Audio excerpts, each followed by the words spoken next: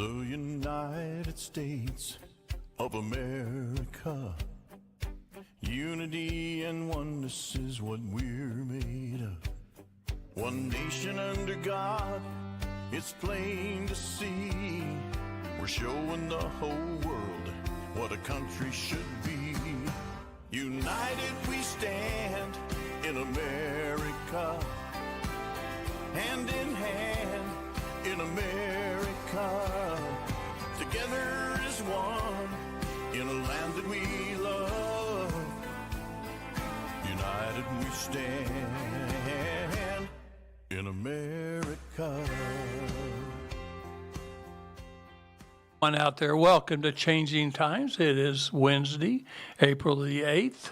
We are live at the Axe Media Group headquarters in Springfield, Missouri. It's going to be a beautiful day in southwest Missouri, and I hope it's going to be pretty wherever you are today. We welcome all the viewers in our area and all around the country today. And I'm going to tell you what, we have a tremendous show. I'm really excited about this show.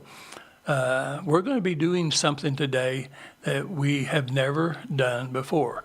This is show number 290, and so we've been on this air for many shows, several years now, and we've never done this. But I'm proud to do this, and there's an urgent need to do this today. So get your paper and pencil out. Have something to write on.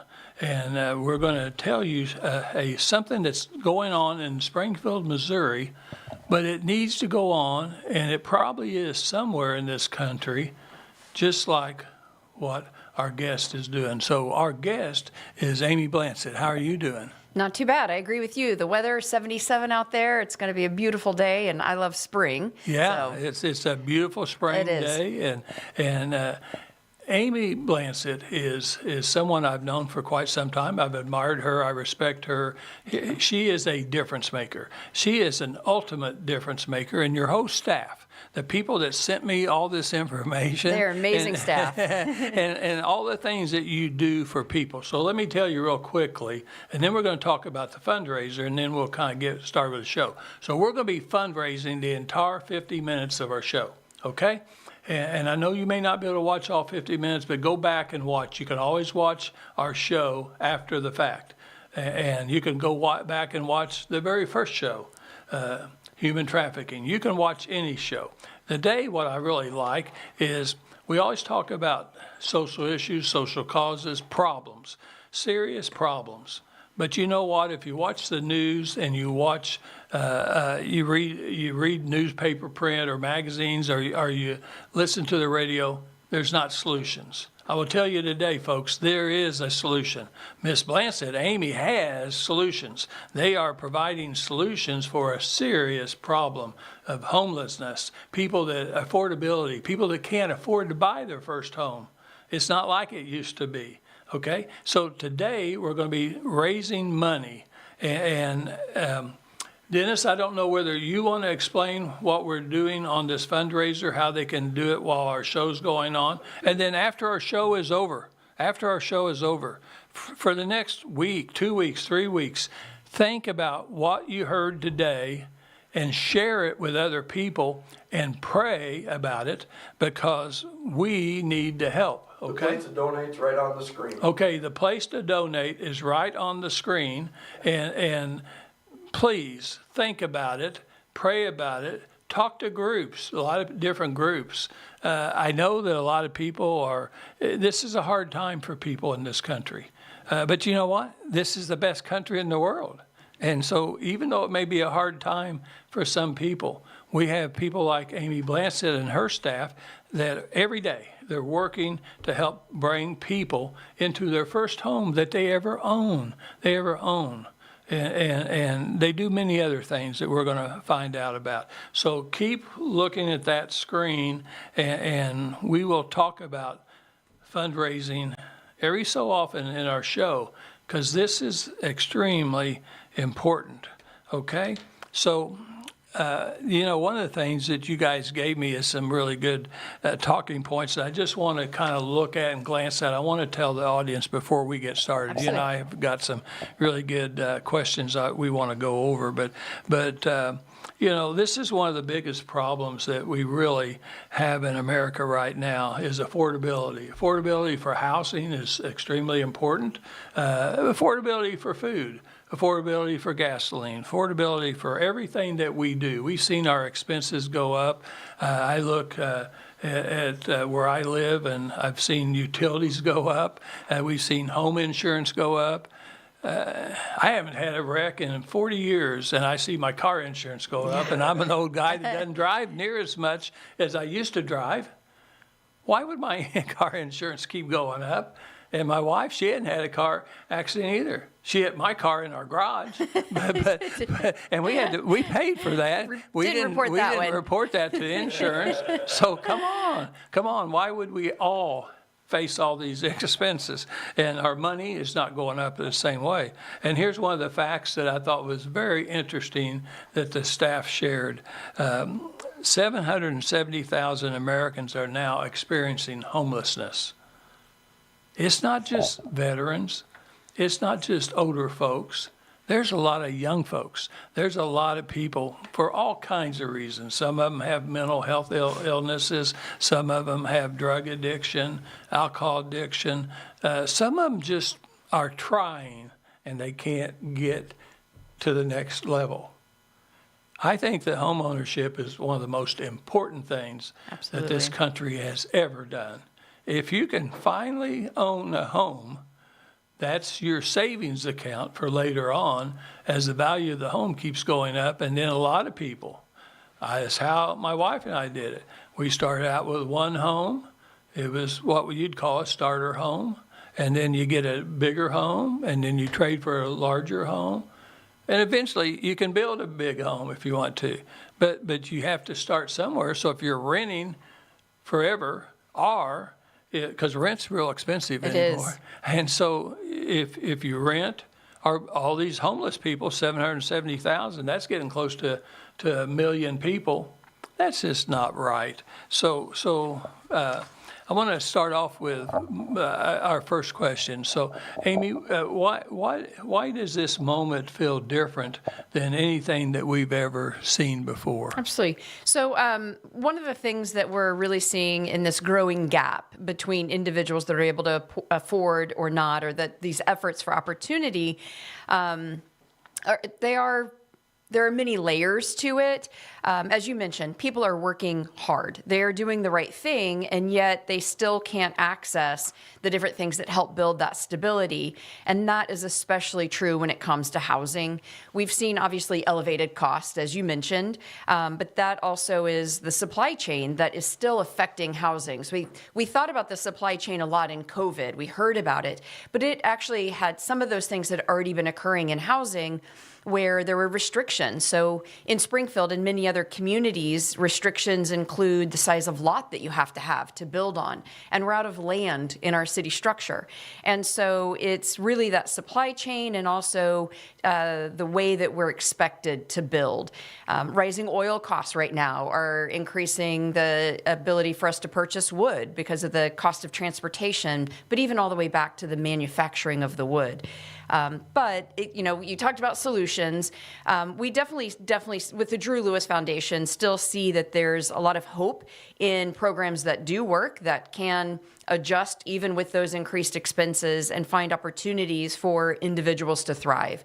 So the Drew Lewis Foundation has really worked on building models that don't respond just to crisis, but are really working through systems that have been created or that create the barriers in order to help families find those pathways through those systems to still thrive and succeed. And so what we're really working on is helping families understand the systems that we've developed in our economy and being able to really move from crisis to contribution in real measurable ways. And often that does mean home ownership, like what we'll talk about in our Blue House program. Okay, very good. So, Amy, what's would you say the main goal of Drew Lewis Foundation? Some people have seen our show before, and you've been on here before, and we're grateful for that. But what you do is so important. So what is the main goal of the Drew Lewis Foundation? So we have our mission, obviously, that talks about helping individuals thrive and developing quality communities. But when you narrow it down to what is our main thing that we do, I think we're creating this entire year a conversation about the hope movement. And I would say if you really go to the core of what Drew Lewis Foundation does, what our staff believe in and do every day, is help families, help our individuals, help neighbors find hope. And hope is so powerful because you can have a dream, you can have an idea, but without the steps or the actions to put in place to live that idea that hope generates, it just always stays a dream. It's not real. And so for us, helping individuals see hope and then find those steps to move forward to that the white picket fence that we've developed as the American dream. And so, I think that's what I would say is what do we really do? Now, how do we do it? Maybe that's what you're asking. So we have three main programs that we'll talk about today. The Drew Lewis Foundation has the RISE program, which we've focused here in Springfield, but we've spread across the state. We're in 8 different locations, and that focuses on education and human capital to help individuals and families learn together. It's a cohort style in order to improve through education, employment, to build better social economic status.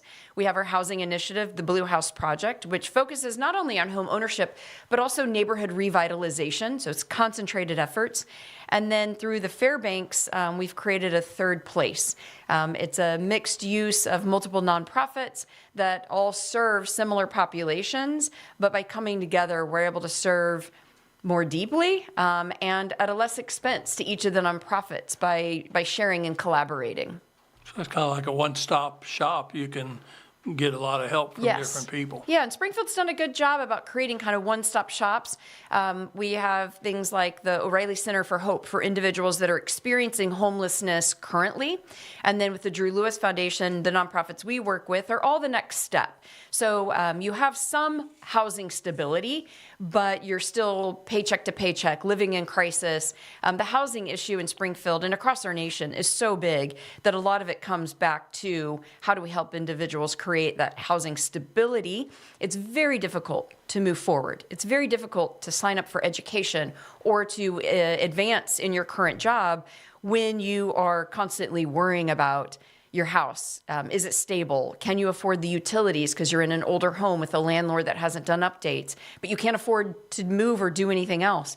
And so it's really coming back to serving individuals, but that basis being that quality of place in which they live. Well, I tell you what, folks, it's time to think about donating to the Drew Lewis Foundation. It's on the bottom of your screen, and I would encourage, I will do it myself. So I'm challenging you all. Janet and I she'll go online. I'm not going. Someone's got the checkbook. And I'll be asking her to help me, and we'll make a donation. I'm asking you to make a donation. You don't have to just live in Missouri. One of the things that we really always tell people, Amy, is you're a tremendous difference maker. Your whole process, your staff, everybody, and what we've seen in the last 5 years here is there's many things that go on in a certain area. So right now it's in the Springfield, but 8 other areas that you've kind of spread out to. Other places in this country, please listen. And I know if they call you, you would be glad to share how you got started, how you can help other people. We have to get into a real mindset of helping other people. And so you need to emulate these great programs instead of making it up and from the scratch. Call people like Amy, and she's the CEO of Drew Lewis Foundation, and she'll be glad to share what she does, how she does it. Yes, you have to work with banks. You have to work with. I mean, it's a whole process. Okay, we don't even have time to talk about the whole process. But the bottom line is we're helping people move up and finally own a home. And she has a real unique process of renting first, and we'll talk about that. And then you investigate, you inspect the house if they're renting to see if they'd be good people to Correct. to own a home. Right. And so, yeah, with that program, there's initiatives all across the country about housing and quality of housing. And so we adopted some of those that really are the keep it principles, if you will. It's kind of the name of 5 or 6 different areas on keep it dry, keep it clean, et cetera. And so we educate those. And then we also are looking at making sure someone understands. A lot of times when you've been in a rental situation for many years, you've not been in a home that has been kept well. You might even complain to a landlord and something takes months to get fixed, where when you're really owning your own home, when a leak happens, you need to act immediately. And so we help individuals really understand what home ownership means, the cost of home ownership, the Saturdays that you sometimes give up to mow your yard or fix things. And so we want individuals to not only own a home, but be able to afford the long-term reinvestment in a home. So we educate about the asset and how do we nurture an asset to build it and grow it so that when you do go to sell it later, you are able to benefit from the growth in real estate. You know, Amy, that is a great point. I was just thinking, unfortunately, I don't feel like schools, even college, my pharmacy degree, my master's degree, the different things, nobody's ever in high school, nobody really ever taught us about banking, borrowing, living, all the things that you have to do. And one of the great things that I think your organization does, these people have never owned a home before, okay? And you're helping them get into their very first home, but you've got classes, you've got things that they're going to learn. And I'm a stickler for outside. I'm in charge of outside. I make my yard look like a park. So I look like a park out where I live. And people say, well, out of 94 homes, you've got the prettiest yard. I plan on always having the prettiest yard, and I set an example for other people, and I will help them do that too. What are you doing next Saturday? If you're, I heard you help. Because I just like to do that. But here's some interesting facts that I want the readers to know, and this is why you need to donate. Donate today on the bottom of the screen. Listen to this. Housing shortage. People don't even think about this. If you have a home, you don't think about it. Think about it. 4 million homes originally or nationally are shortage. There's 4 million houses short right now for people in this country. And probably I think that's a conservative number. Probably. I bet there's more homes in that are really greater Springfield area where we're from, Southwest Missouri, down by Branson, great place to go this summer, is 22,000 homes short. 22,000 homes. That's not just 22,000 people because a lot of homes have 3 or 4 people in a home. And so now you're start talking about a large number of people. Look at home prices, 53% versus income, they've risen 53% compared to 24% income since 2019.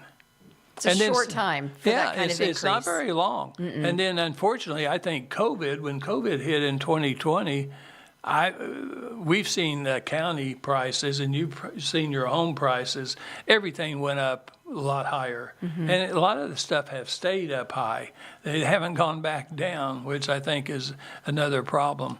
But so affordability is something, a key word that you're going to hear all the time until they fix it, until the government helps fix it.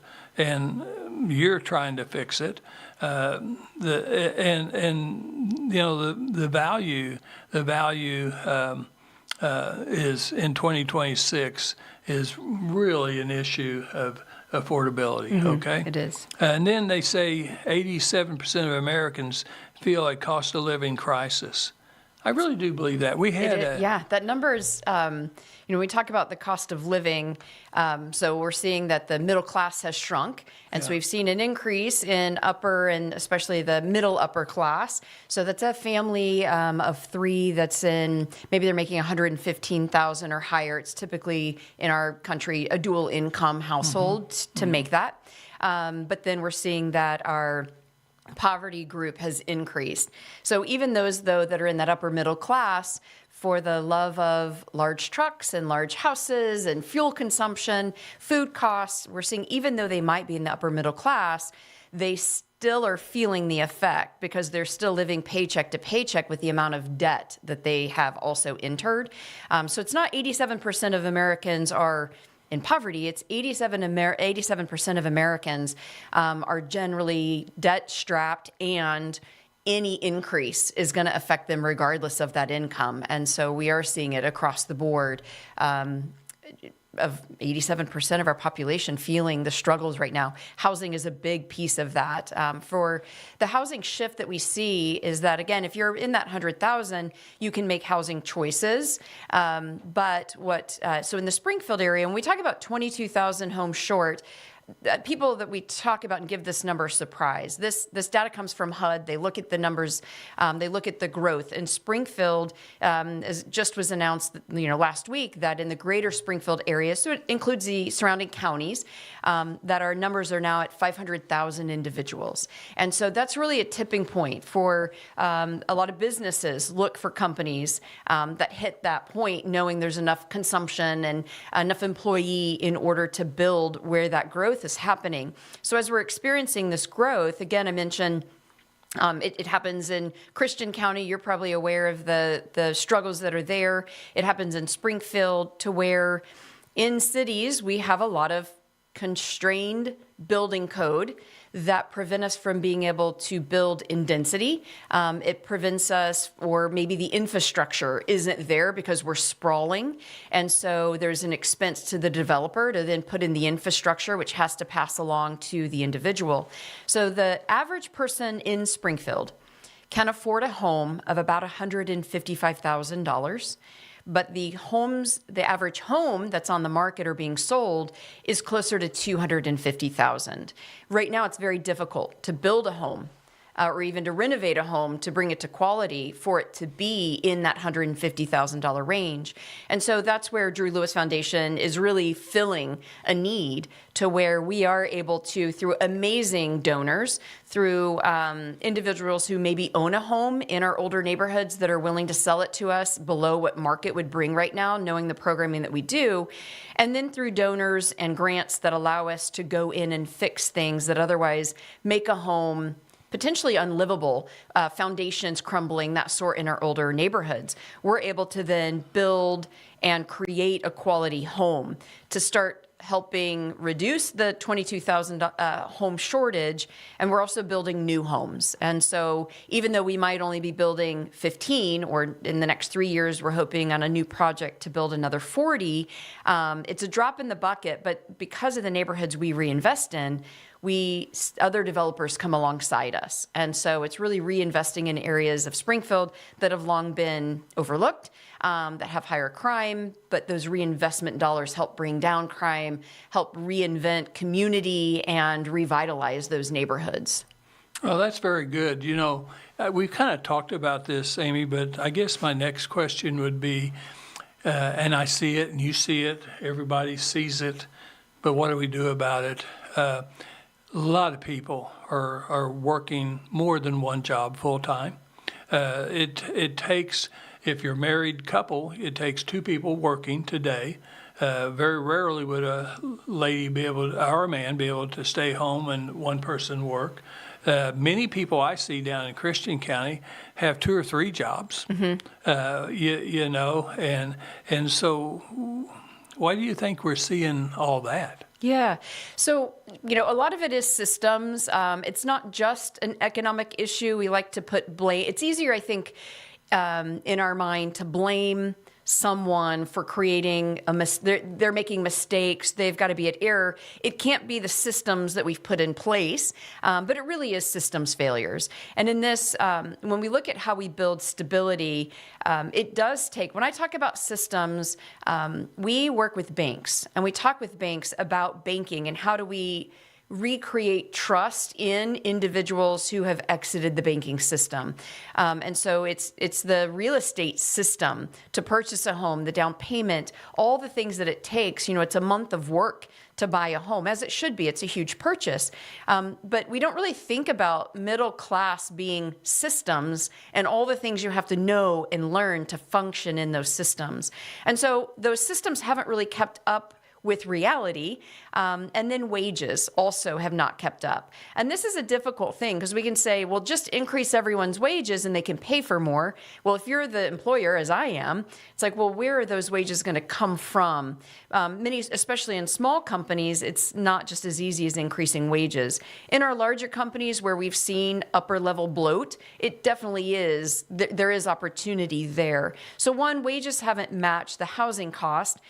Again, we can't just raise wages to 53% to match housing. And so we've got to really start looking at where is the entry point and what are the things that we can start doing to make sure that individuals do have capacity for growth within their employment.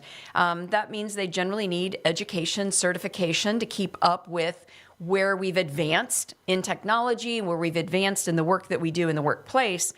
But again, you're going to hear us say this over and over. It comes back a lot to home ownership.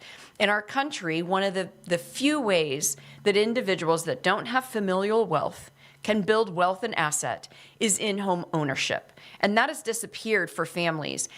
A lot of times, again, we're going to talk about, well, isn't that just for low-income families? The average age has increased for first-time home buyer in the United States to almost 40 years old. It's 38 years old. So if you think about now, young couples for 20 years are building someone else's asset in the home that they're renting, the apartment that they're renting, instead of that 20 years that we normally would have seen, they were building their own asset. They were building that development and that increase in real estate. And so for the Drew Lewis Foundation, what we really work on is how do we rebuild pathways? We do a lot of advocacy. We do a lot of education as well. But through our RISE program, we realize we have to help families increase income. That comes through education, increase advocacy in self to realize you can apply for a position that pays higher. We're helping build financial skills, prepare for the home ownership. And then we're actually creating that opportunity for home ownership through the Blue House Project. So it helps individuals step into their first home, and our home buyer is much lower than that age of 38. And so we're excited to see, individuals in their late 20s, early 30s able to have a home. So it's very complicated, and it's not just one piece, but we work on many different pathways that are going to change everything. What a future looks like for that family or the neighbors that we're serving that are able to increase income and qualify for home ownership. Well, I tell you what, that's very interesting. Just one quick comment or two on what you just said, Amy, is I've noticed, and I'm sure all over the country, it's got to be the same. I just don't think Springfield and Christian County is the same, is different than anybody else. In Christian County, we have many apartments complexes going up because we have no homes for those people and they can't afford them. They don't have affordability homes. And so what I see is these 100, 200, 300, in fact, right down from where we live in Nixa, Missouri, there's 330 apartments being built just a few blocks down from where we live. And people are going to be, like you said, they're going to be living in apartments for multiple years, not able to start accumulating anything for themselves. That's how they increase their assets, is to own a home. And then I think about all the things. So I'm challenging people and the government and nonprofits and individuals and everybody that's watching and listening today to try to do your little part.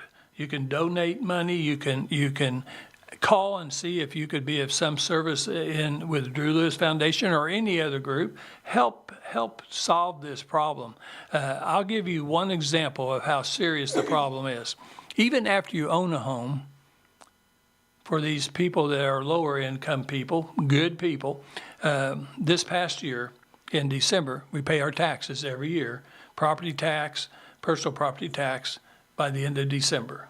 I had a young man that, I didn't know I was going to say this, but I had a young man that came in. He had gone over to pay his taxes. His taxes were $1,200. That's not a lot for a lot of people. We have people in Christian counties paying $10,000, $12,000, and $14,000, and even more.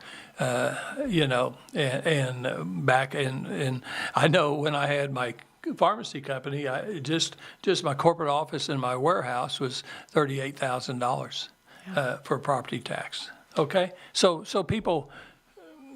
$1,200 is what he had to pay. I think that's a normal house. Yeah. I mean, for your home property, and even in Springfield, that's a very average amount for the average house. Well, guess in what, Springfield. Amy? Guess what? He didn't have the full $1,200. So here's what he did. I didn't know this. I'm presiding commissioner, but I did not know this rule.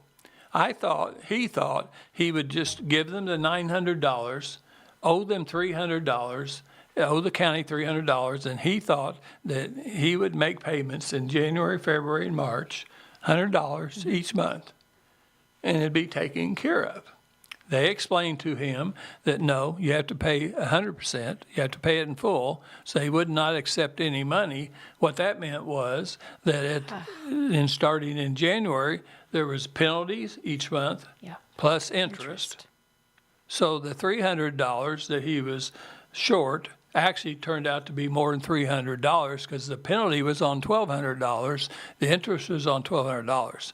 So one of my priorities is next year, I hope that we will have the software system in Christian County. You can take a partial payment, and people could even pay early. They could pay in January all through the year, and the collector's office would track that through software. And so you could pay 12 months, divide it up. You kind of know what your taxes will be. But there's all kinds of, we got to accept a partial payment. Lynn, that's a great example of systems. Yeah. Right? When we talk about systems, that's a system. The system says you have to pay, and you have to pay like this. Why? Why can't I pay each month? Because that's how I get paid. Why can't I? Sure, you should put it into a savings account. There are other options. But when you're living paycheck to paycheck, that's very difficult to do when something else comes up or you have a need for your child to not go dip into that savings. And yes, I understand, right? People need to be able to make those priorities. But why not change the system so that individuals have opportunity to succeed? And so you yourself are a change maker. So seeing these and being able to make things like that is huge. Yeah, and get this, guys. He had 3 jobs. He told me. He came over to the commission office right across from the collector's office, and he was upset. And he said, I have 3 jobs. My wife has 2 jobs. That's 5 jobs, and they're still struggling. Yeah. So what I did was I gave him the $300. I had the money in my pocket, in my billfold, and he went back over and paid the money. And then he comes back over to me again, and he said, I'll pay you back $100 a month. I said, no, you don't need to. That's what I'm talking about. I'm not bragging about myself. What I'm saying to you all, do something like that every once in a while. We started a good neighbor program in the entire county. We're not the first. We should have been doing this a long time ago. But a long time ago, when I lived with my folks, every neighborhood was just a great neighborhood in the Springfield area. They had cookouts. They didn't just look over the elderly people. They looked, maybe the lady that had her first baby and her husband was working and they're checking on her. They're checking on everybody. They're helping each other, going to get groceries, taking somebody to the doctor, doing things like that. That didn't cost anything but time. Yeah. And so I'm trying to get Christian County to have a good neighbor program where we give out awards in September every year, where we acknowledge the neighbors that are really important in each neighborhood. So that's That's an amazing program. And one, it's a bit Greene County does that. Yeah. So like the MU Extension helps anyone who's interested in that. You can go to the MU Extension and follow the work that they're doing on the Good Neighbor program. But it's the neighbor piece. When we talk about why we are where we are, I think we've become so isolated, and it is so easy to ignore what's happening to your neighbor. Especially when you yourself are struggling, it's hard to think someone else is struggling and I can't do anything about it. I've got my blinders on and my brain is at full capacity on my own crisis. It's hard to help someone else. But you said the value that the person gets if you're serving them, but there's the value you get in the form of service as well. That idea of reciprocity, if you're giving something, there's got to be a receiver, and if you're receiving something, and that's what's beautiful about living in a neighborhood, that people connect and you feel that someone has your back. My neighbor has lived in his home for 17 years. I had moved in, and he was struggling pulling the trash out to the block. And so I had just said, can I help you? And we had not met yet. And he was like, no, I can do this myself. Like, who are you and why are you bothering me? And I just kept kind of pushing. And every time I would see him, saying hello. And we finally exchanged information because I was persistent. And he finally stopped me and apologized for being so gruff the first time that we met, because it's like, I've never, all these years, 2 houses on each side of me, I've never had a relationship with my neighbors. We've come and gone. We've stayed our own way. We've never spoken. We've never helped each other. We've never communicated whatsoever. So I don't know what to do with you. And, I was like, what, this is what we do at the Fairbanks down the street. We have food. Would you like fresh produce? We have this. Would you like to come to things? I don't generate much trash. Maybe we can share the trash service and I'll pull the bins to the curb in exchange for you paying for them. My neighbor and I now, our cameras on our front porches kind of are at each other's properties, and if we see something, we're texting. I notice when his car is gone, which means, if it's gone a day or two, I'm going to check in. Are you okay? He's got a medical issue. I've driven him to the hospital before. He's noticed something on my porch and pulled it in for me. And he sent me this beautiful message about what it means to have a sense of community for the first time, and what that means for him and the person he is. And now he's reinvesting in his house because he has a neighbor and a sense of neighborhoodship. Is that a word? And it's changing his entire perspective to feel a part of something, to be seen by someone. And I love, we'll sit on our front porches and yell across at each other, or I'll go over and talk with him. That's what I want. Like, I want a neighborhood, and I live in Grant Beach, which is our, scariest, most violent ridden, one of them. There's a massive sense of neighborhood there. There's a massive sense of connectedness. We have beautiful old historic homes. And so we tell these narratives about what neighborhood means. And so it's affordable. It's one of Springfield's kind of last affordable areas. So if anyone's in the area and interested in home ownership, definitely look at Grant Beach. We really are working on that sense of community and what a good neighbor means. And it also means we're learning about each other, and we're breaking down a lot of those silos and the political distances that have kept people apart. Neighborhood means so much. Yeah. It is so important, and so okay. Let's go to another question. So there's rising needs. We've established there's rising needs, and now funding's becoming a problem. Yes. So let's talk about some of the things you're seeing in funding. Now, that's why we're fundraising today. Look on the bottom of your screen, because listen to what Amy's going to tell you now. Yeah, so it really is important now when we're seeing some of our greatest challenges. We've been doing this work now for 10 years, and we were hoping that we'd work ourselves out of jobs by doing well. And instead, we've continued to see the need, not only in our community, but across our state and across our company, or across our country, increase. We had received state funding because we are helping individuals get off social services. And so it's really a return on investment.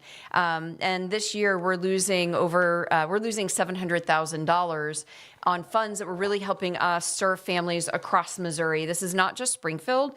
As I said, we are in northern Missouri all the way up to Hannibal. We're working in areas of expanding with St. Joe. Or across the state. And so losing that funding means that we are going to have to cut staff. We're going to have to cut what we're able to do in all of these even rural communities that are helping people thrive. And this is the thing that I think I need to state clearly is this work has historically been bipartisan. We've had bipartisan support at the state level because it works. And so to see a program that actually is aligning with our governor, he wants to see improved social economic programs. We definitely do that. He wants to see individuals thriving by being able to afford housing. He wants to see decrease in crime, which comes through neighborhood revitalization by buying homes in those areas and revitalizing. He wants to see individuals, and kind of what we say, the work that we do is we move individuals from crisis to contribution in their communities. Our governor says he wants it, and yet, we're cutting programs that are providing that. We're strengthening our communities. We're improving the economy in those communities. As our individuals, our households are increasing income by as much as $1,200 a month. We're seeing our average about $1,000 some months. That's $12,000 to $13,000 that families are bringing back into their home that they are then spending in their local economy. Right. They are able to find better rental situations or becoming homeowners. They are able to consume items. And so our program literally is a return on investment, a social economic improvement in communities. So this impact isn't just this abstract. It means that fewer families are going to go through RISE. It means that we're laying off staff. That means fewer homes that are going to be revitalized and brought back online.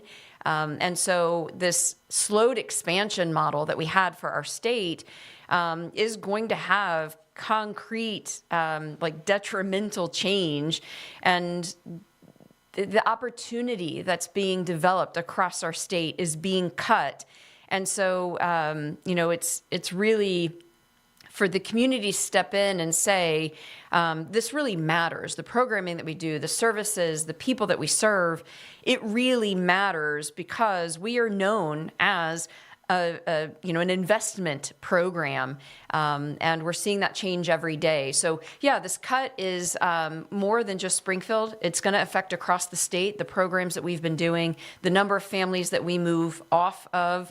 For every dollar, we're seeing, nearly $2 to $3 return on investment because of that reinvestment back into the county. Individuals are paying property taxes. They're, moving in and able to consume houses. We're seeing those taxes go up. So yeah, it's a direct hit, not only to the people we serve, but the communities we're serving as well. Amy, I think, people need to realize that all across the country, we're seeing governments, whether it be federal government, state governments, local county governments, city governments, all the different governments are beginning to cut funds. And then, for our county and for you and a lot of places, we depend on grants. Grants are becoming harder to get because as different groups are cutting funding, sometimes the grants become more scarce to do. Jim Whining, our CEO of Acts Ministry, he and I were just talking, I think, on the phone yesterday or the day before. They're cutting autism funding in the state of Missouri. That hits real hard here in this area because of Jim Whining. His two sons, born autistic, and had many, many struggles, and Jim raised those two boys by himself, and until he met Pam, we don't need to be cutting funding like that.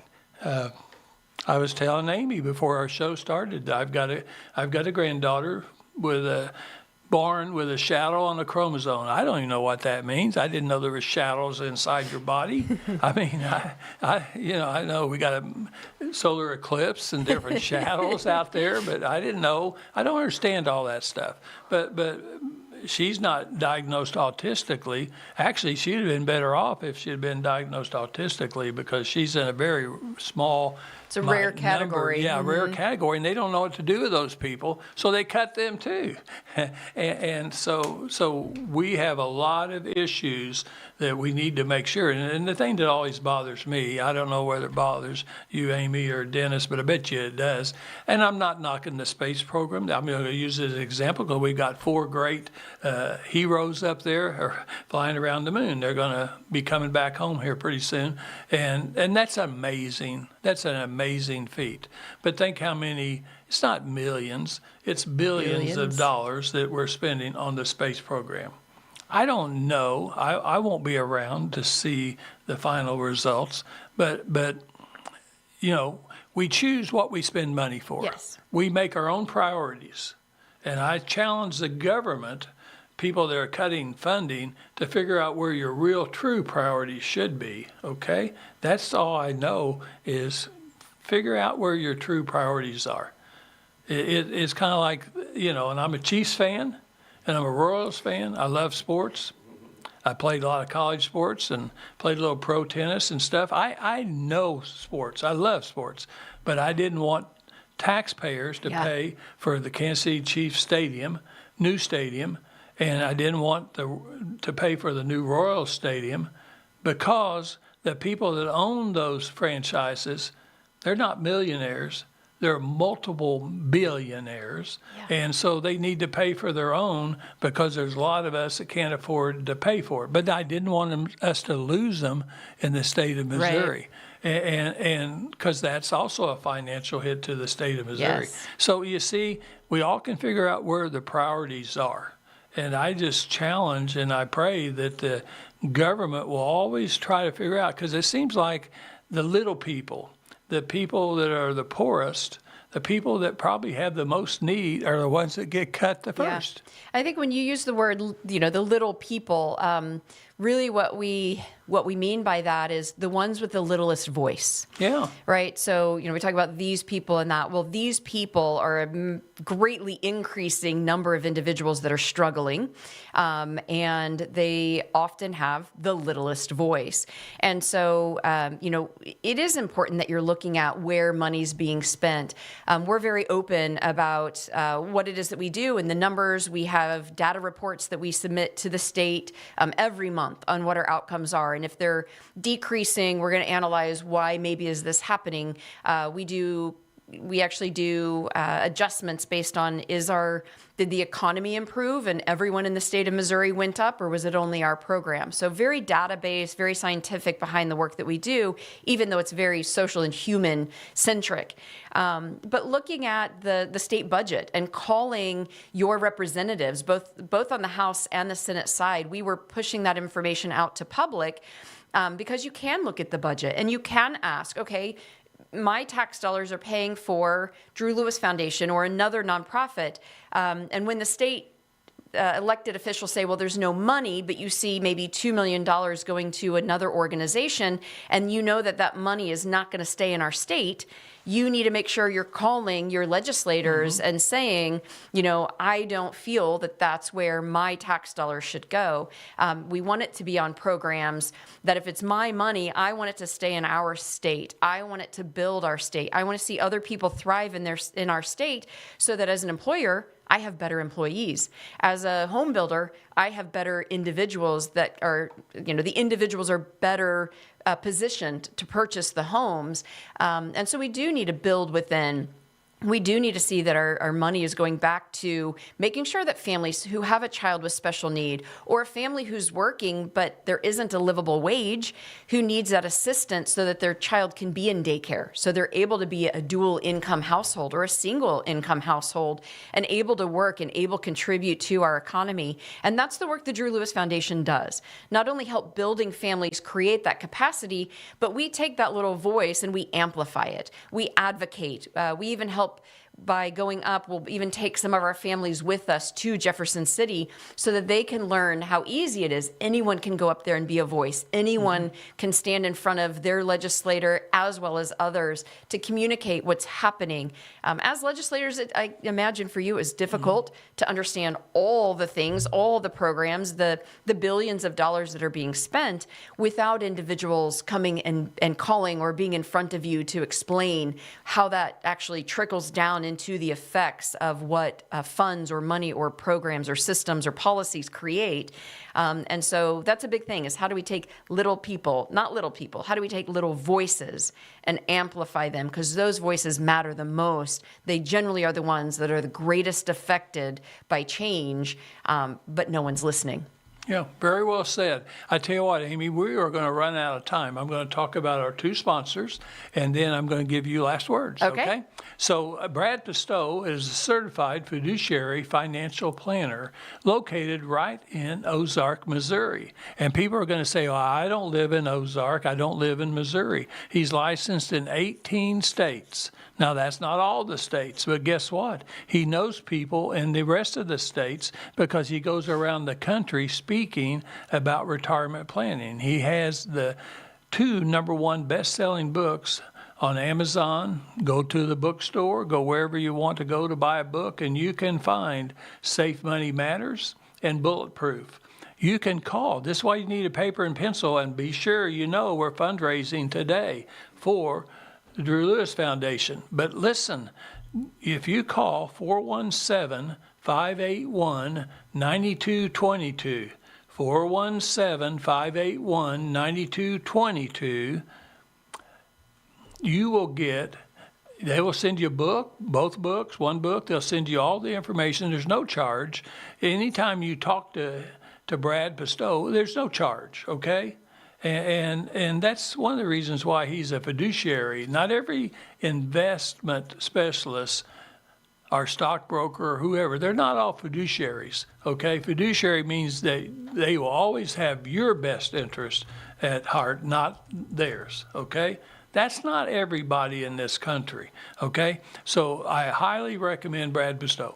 Not only do I use him, many other people that I know use him. He's extremely busy, he's extremely popular, and he has a saying that I truly believe, I know he believes that's his goal. That you will never run out of money before you run out of your life. Today, the way inflation is, the way the world is today, many people extremely get worried because they're afraid they're going to run out of money before they run out of their life. That's a scary thing to think about, the way hospital costs is and everything that we have today. So you need to go, not only do they help you with investments and retirement, those investments, his son is a licensed stockbroker. They can help you with, so I do buy stocks, I do buy investments, and I buy those from them. I do my retirement planning from them. They also have a Medicare specialist at his office, so they can help you in many different types of aspects.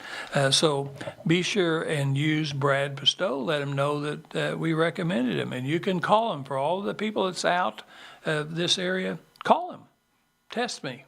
I've been using him for a long time, and he's been a really good sponsor, not only the 5 years that I've been here on this show, but 7.5 years on my talk show before that, my political talk show, and I've known him before that. Just a tremendous guy. Our other sponsor that is equally as good is Springfield Nissan, Springfield Kia. Back on Labor Day last year, I bought a Kia Sorento. I traded in my Grand Cherokee Summit Jeep, and I've had 3 of those Summit Jeeps top of the line Grand Cherokee Jeeps, and I bought them from John Whittaker and this group. I bought them from them. Now they don't sell Jeeps anymore. They sell Nissans and Kias, and I bought a Kia. So that was on Labor Day.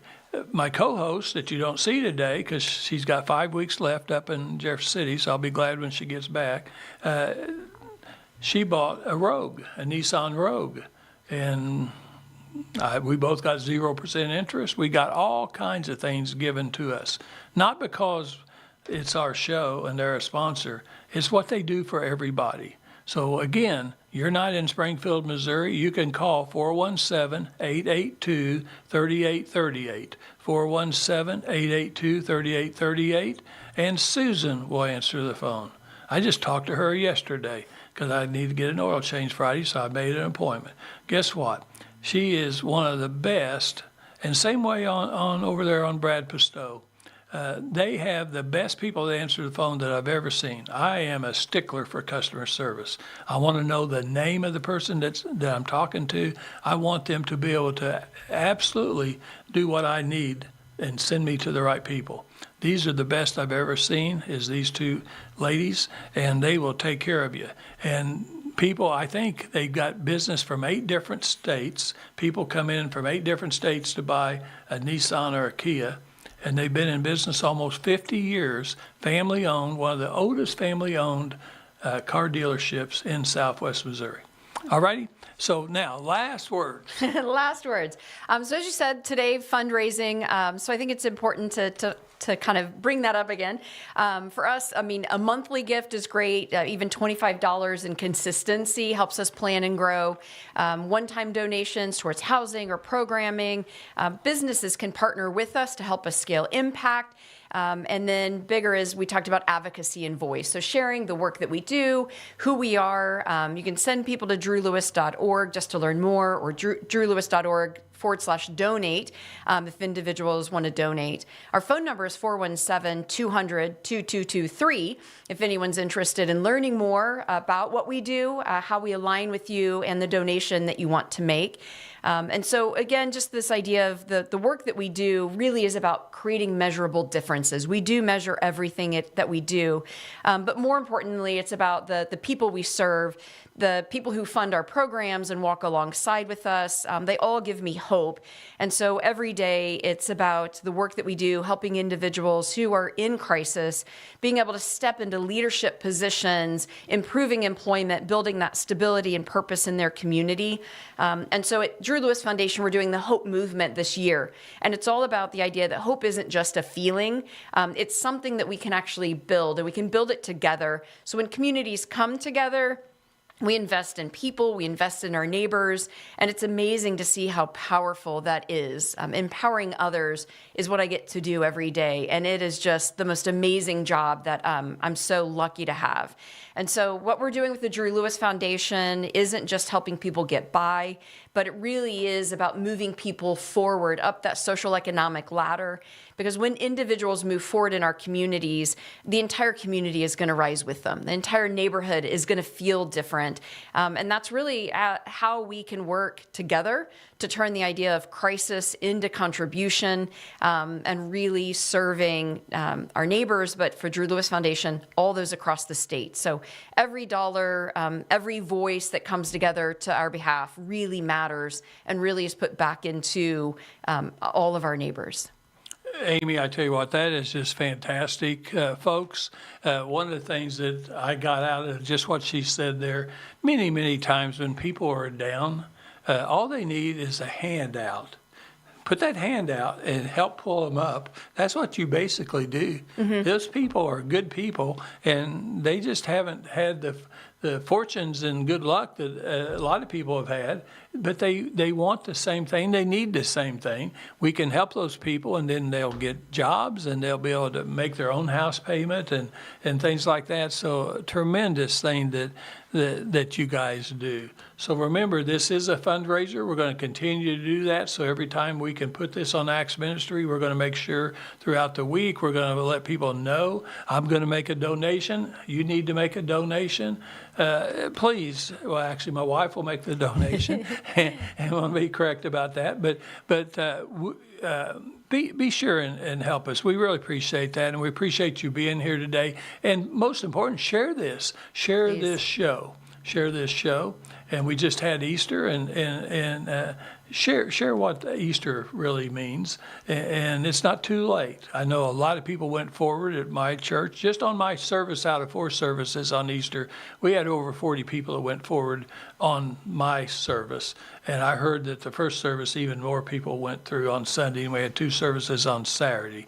You need to know Jesus Christ is your Lord and Savior today, if you can. Don't wait. Don't wait. And anyway, we really enjoy everyone that's tuned in today, and we appreciate it. Amy, I really appreciate you. And we'll be back next week.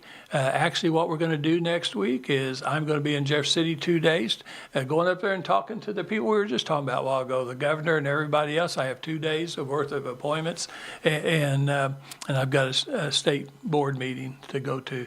So we will do this show again. We're going to repeat this show. It's so important. There will be new people that watch it, and we're going to make sure that we continue to help this organization, Drew Lewis Foundation, a tremendous nonprofit organization that you need to help. We'll see you next week.